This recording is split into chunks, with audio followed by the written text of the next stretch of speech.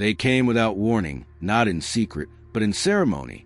50 ships, each large enough to blot out the stars over an entire continent, entered Earth's orbit in perfect formation.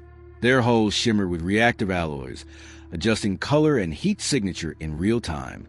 Behind them, cruiser-sized escorts spun in elegant synchronized patterns, displaying technology that bent gravity with ease. At their center, a diplomatic barge the size of a mountain, carved from crystallized matter mined from the core of a dead neutron star. The HFY Stories Dominion had arrived, and they wanted everyone watching to be impressed. They weren't here to conquer. Not yet. They didn't have to. The message, as always, was subtle, domination by spectacle. Every move they made, from how their ships arced into orbit to how their broadcast flooded every screen on Earth, was a demonstration. Resistance was outdated. Compliance was obvious. Gratitude, they expected, would follow. Their ambassador, High Emissary Talith, spoke through every communication band at once. Translated in flawless English, his voice rang deep and layered, like 10 people speaking in unison. "People of Earth," he said, "you stand at the threshold of your next evolution. We offer protection, knowledge, and entry into a galaxy beyond your understanding. We extend a hand of guidance, not war. Accept your place and flourish. Decline, and history will forget you, as it has forgotten others." To the HFY Stories, this was a gift. To Earth, it was a threat dressed in benevolence. But they expected gratitude. That's how it had gone before, hundreds of times across thousands of worlds. No species had ever declined. Not one. The pattern was always the same. Arrive, intimidate, negotiate, wait for awe, collect obedience, move on. But Earth didn't follow the script. Their first sign should have been the silence. No diplomatic overture. No acceptance. No reply. For 12 hours, the HFY Stories broadcast messages. They received no answer. They began scanning orbital traffic and saw only a handful of human vessels stationed in high orbit. Small, outdated models by their standards, clearly civilian or early-stage military builds.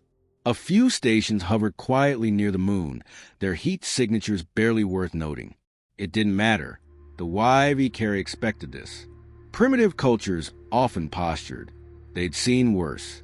Finally, Earth responded. A single message blinked into the HFY Stories communication panel. Text only. No encryption. It read, "Received. Processing terms. Please stand by." Talith sneered. "Stand by," he repeated, to the confusion of his crew. Do they not comprehend who we are? They decided to be generous. They deployed their formation to lower orbit and executed a ceremonial display. Plasma trails burned across the sky as their escort ships painted constellations in Earth's upper atmosphere. One vessel fired a gravitational burst into the Pacific, creating a wave 100 meters high that dispersed before reaching land. Another showed controlled power. The world saw it all. Still, Earth remained silent. Hours passed. Then a blip. One of the small, unassuming human vessels in high orbit shifted position. It didn't fire. Didn't hail. It moved, slightly, a few kilometers to the left.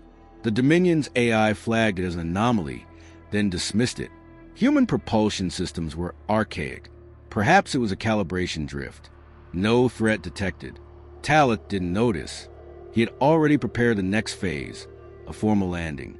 A delegation would touch down in Geneva, where Earth's so-called United Governance Council awaited their audience. Or so they believed. The barge descended slowly, breaching cloud layers with a corona of gold plasma. Its legs deployed midair, humming with antimatter stabilizers. Millions watched across the world. Broadcasts were live. Networks had no choice. HFY Stories signals dominated every frequency. Their arrival was not just news. It was unavoidable. The landing was flawless. As always, the emissary stepped onto Earth's soil.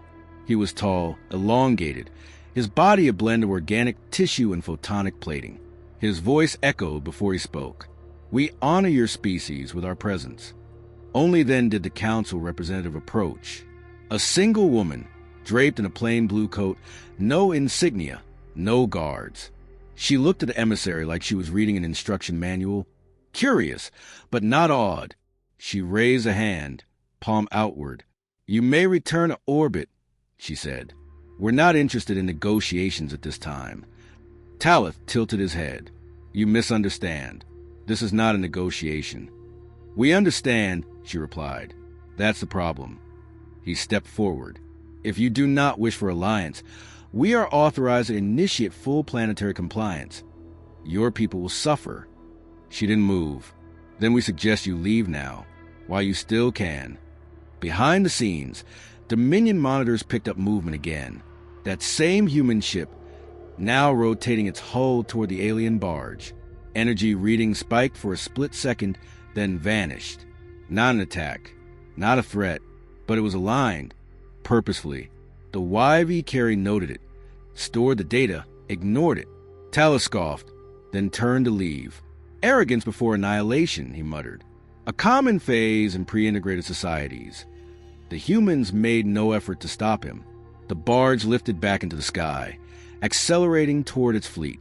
As it rejoined the formation, the YV carrier prepared to enter what they call Phase 2, isolation and compliance. They would begin a slow stranglehold on Earth's orbital access points, blockade major communication channels, and paralyze the planet's satellites. It was routine.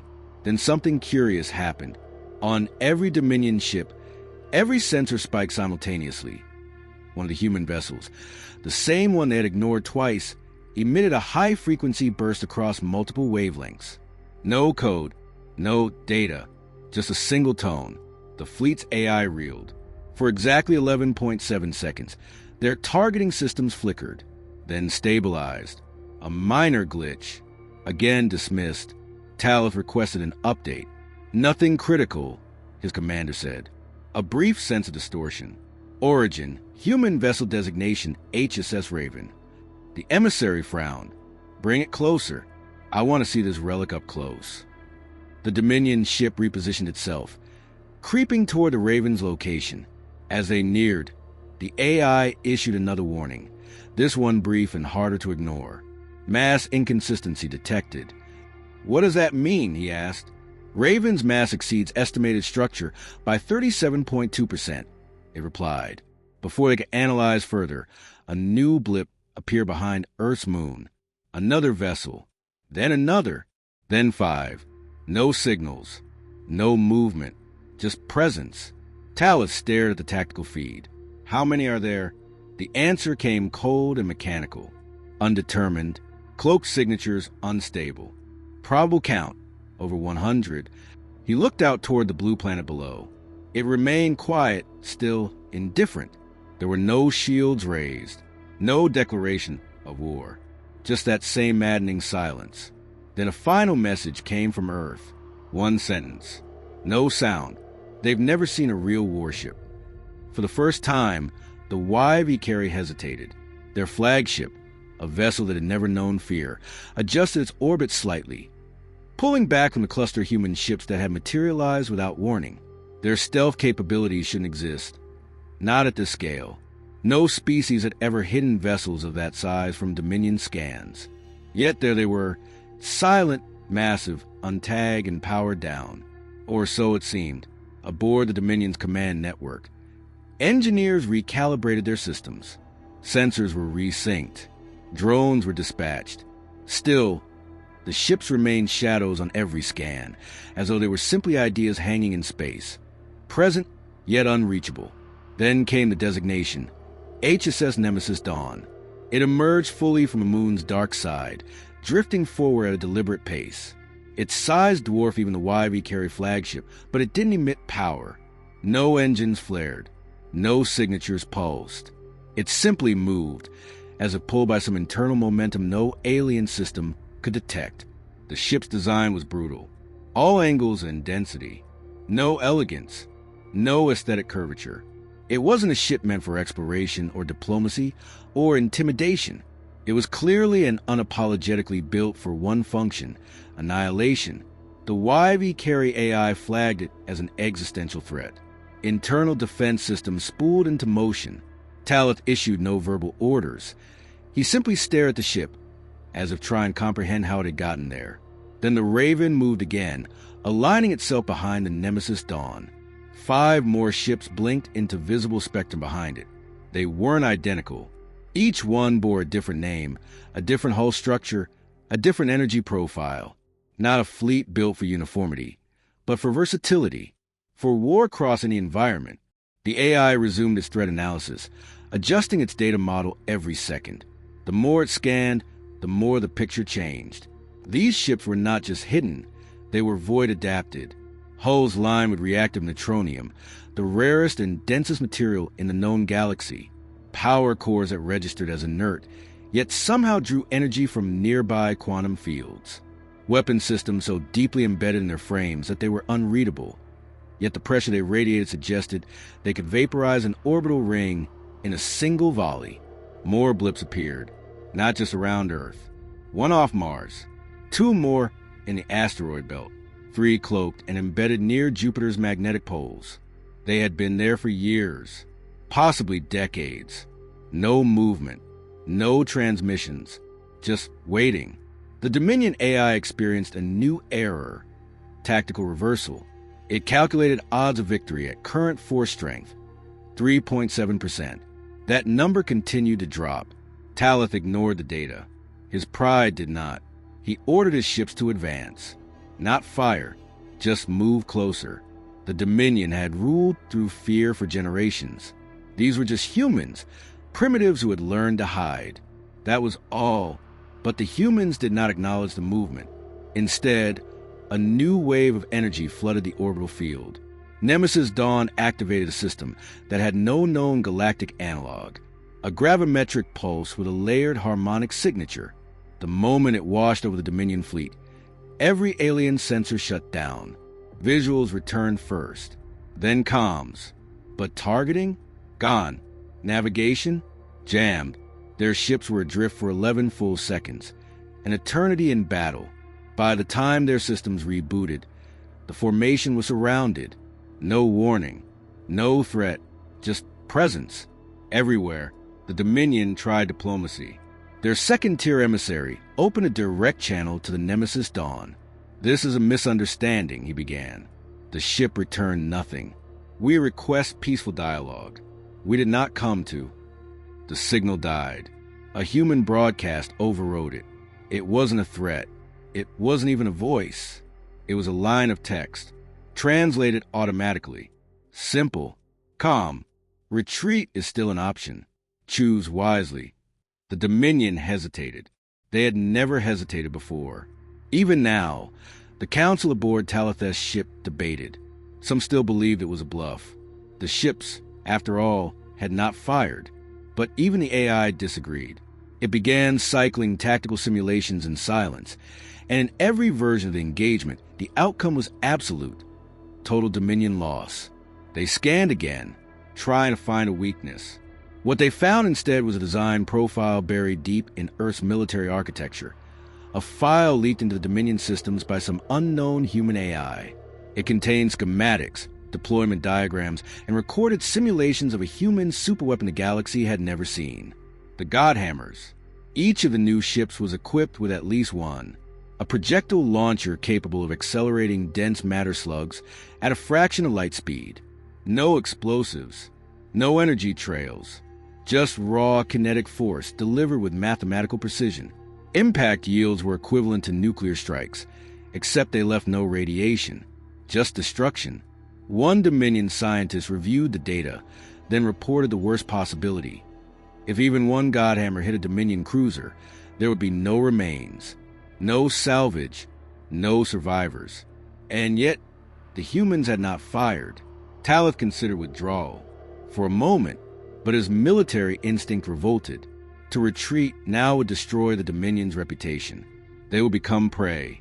And so he prepared for what he thought would be a surgical strike, disable the nearest human ship, and force a new negotiation. He targeted the Raven.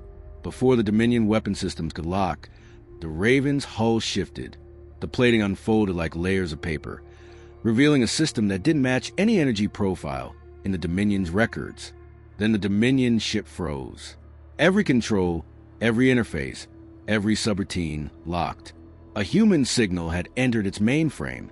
The crew watched as their own targeting systems realigned, away from the humans and back onto themselves. The Raven sent a second message. Warning issued. Response logged. And then it vanished. Not cloaked, not stealth. It folded. A silent shift in localized space-time. Gone. Just like that. It reappeared behind the Dominion's medical frigate, within 200 meters. Close enough to collide. The sudden displacement ruptured space briefly, sending out gravitational ripples that shattered two unmanned Dominion probes. Still, the humans did not fire. The silence returned. But now it had weight. It felt intentional. Not the silence of uncertainty, but of control, of restraint. The Dominion fleet stood frozen. No orders were issued. Even Talos said nothing. For the first time, the HFY carrier were on the receiving end of a warning. Not spoken, not shouted, just shown. And above them, the Nemesis Dawn waited. No movement, no need. They had already won. The situation was a paradox. For the first time in centuries, the HFY carrier found themselves in a position they hadn't anticipated. Staring at their fleet, their tactics in disarray, their commanders unsure, Talos realized something. The humans weren't just playing a game. They weren't intimidated.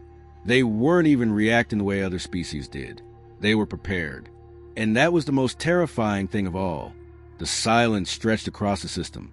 For 30 minutes, not a single Dominion ship moved.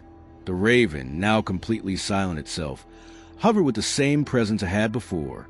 Its sister ships had likewise disappeared into the deep reaches of space. No longer were they shadows on the radar. Now, they were gone out of range, as if they had never existed at all. The remaining Dominion ships, clustered in formation, did not speak, did not fire, did not issue orders. Instead, they waited, trapped in eerie paralysis.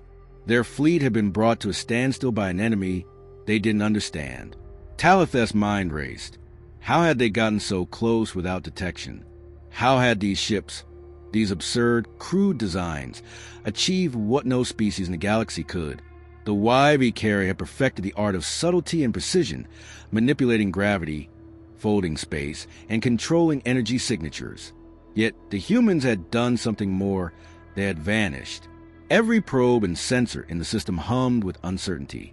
The unknown had always been a force they could control, until now. The unknown had never dared to strike back with such decisiveness. He called his senior officers into an emergency meeting, their holographic forms appearing around him in the darkened command center. Their faces were grim, just as his own had become. Each one shared a confusion and growing frustration. "What do we know?" Talith asked, his voice quieter than usual. The tactical officer, a seasoned veteran of dozens of galactic campaigns, scanned through the latest data streams. "The Godhammers, emissary. That's the only variable we don't understand. These weapons, we've never seen anything like them. The humans, somehow, have mastered a technology that not only hides them from our detection, but can warp space-time. It's unexplainable." "Not unexplainable," Talith responded, his voice sharp. "Just unacceptable. The problem, emissary," the weapons officer interjected, "is that we can't counter them. If we attack one ship, it's likely we'll lose 3. Their ships, these void ships, can't be damaged by conventional means. We don't know how they're powered, and the way their weapons function defies all logic." Talith paced, his mind working furiously. He had always prided himself on being able to break any defense, to find any weakness, no matter how impossible. But the humans had proven resilient. Worse, they had played them. "What if they'd been waiting?" the science officer offered, his tone hesitant. "What if they knew we would come? What if all of this was set up?" Talith's brow furrowed. "Waiting? You're suggesting they've been hiding these ships for years, possibly decades, just for us? For this moment?" The science officer hesitated before speaking again. "Yes, emissary.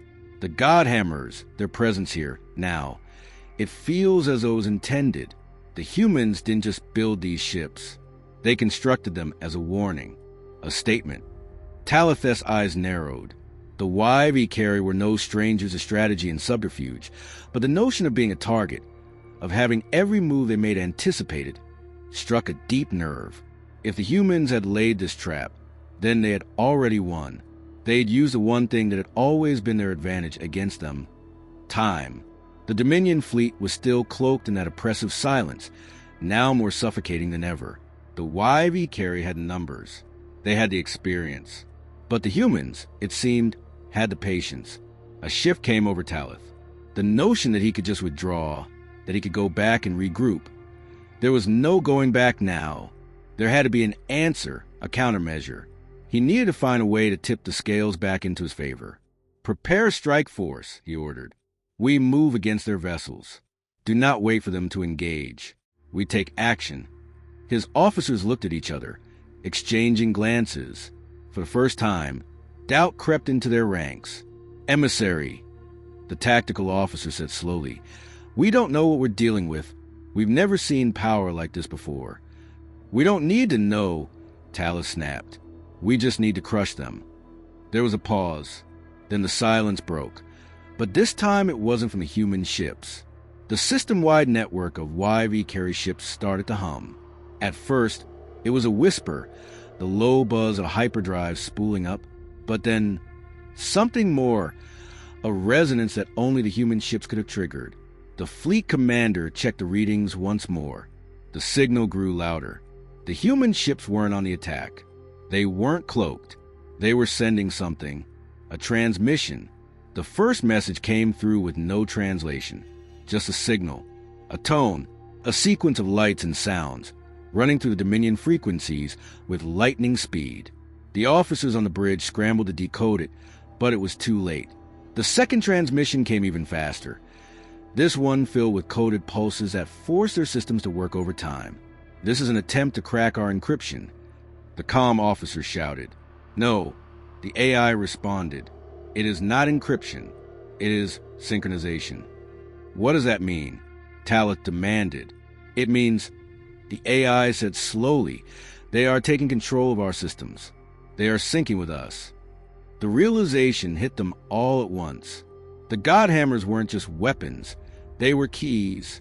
And the ships, the ones hidden in plain sight, weren't just cloaked. They had embedded themselves inside the Dominion's network. Each time they had seemed to disappear, they had instead reprogrammed the very systems that had been used to track them. Their silence wasn't a tactic. It was control. The trap had been set long before the first shot was ever fired. Talith turned away from the hollow table, fury boiling in his veins. It wasn't just the threat of the humans that burned him now.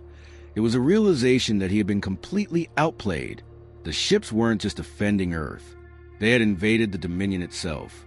A broadcast interrupted his thoughts. This time, it wasn't from Earth. It was a final message from the Raven. The Dominion's history is full of power, but power does not win wars. Resolve does. And then the transmission ended. The silence returned. But now, the YV carry knew the truth. They were no longer the hunters. They had been caught. Talith had always believed that victory came through strength, through domination, through superiority in technology and tactics. He had crushed countless civilizations, each one bending to the will of the Dominion, falling before the might of the YV carry.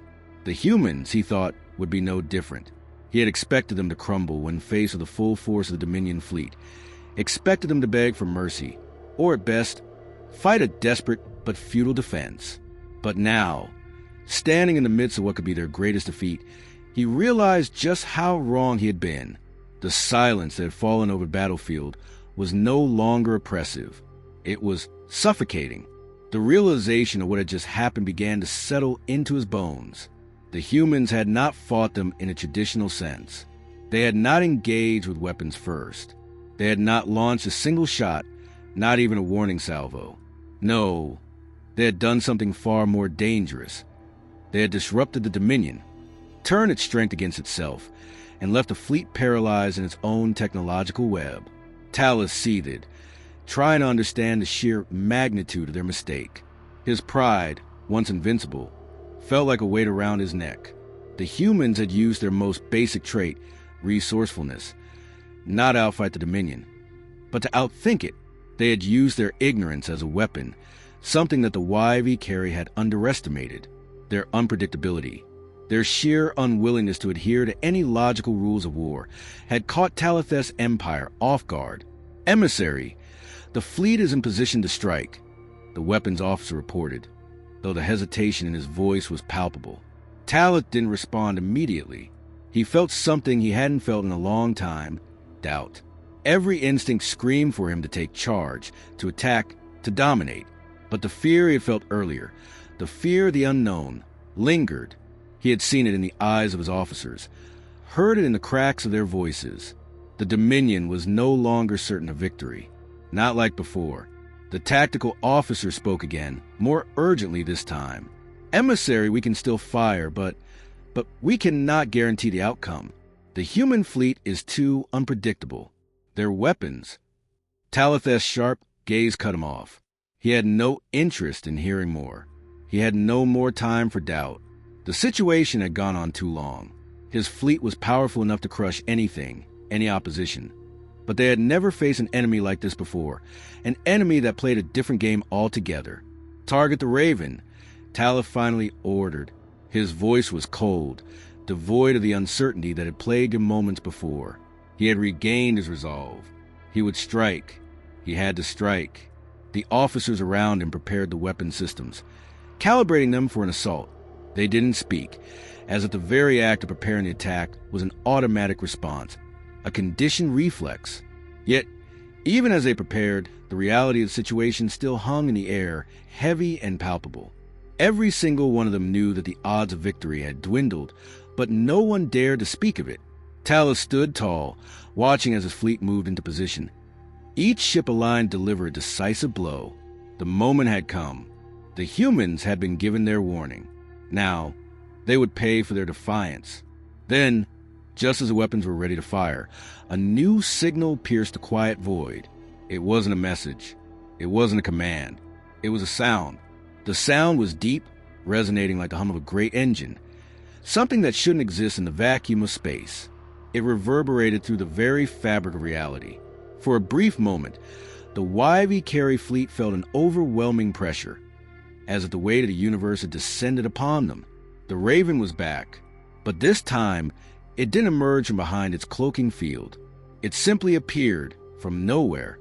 The human ship had folded space again, but it had done so in a way the HFY hadn't even conceived as possible.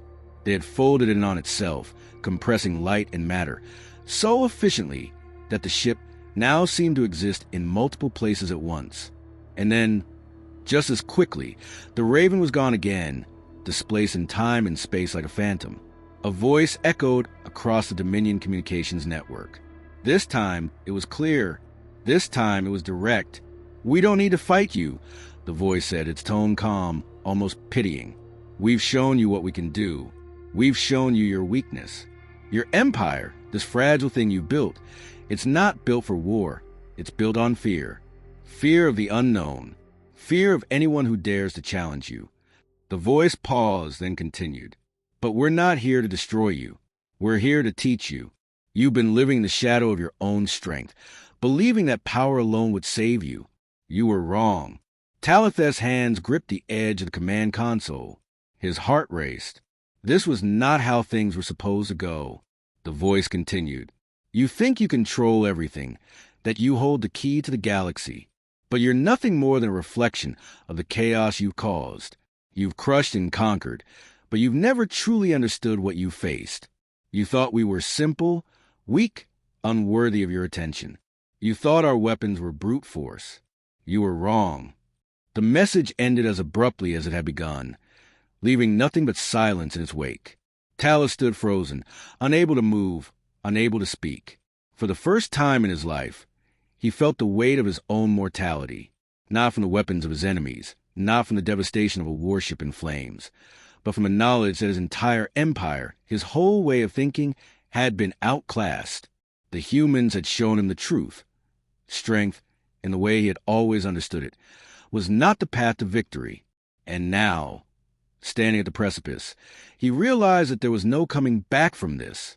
Not from the shame, not from the humiliation, not from the defeat of everything he had believed in. The Dominion had lost. The humans had won. Not by force, not by weapons, but by understanding the one thing the YV Carey had never comprehended, that true power lies in the will to change. And the humans had already changed the game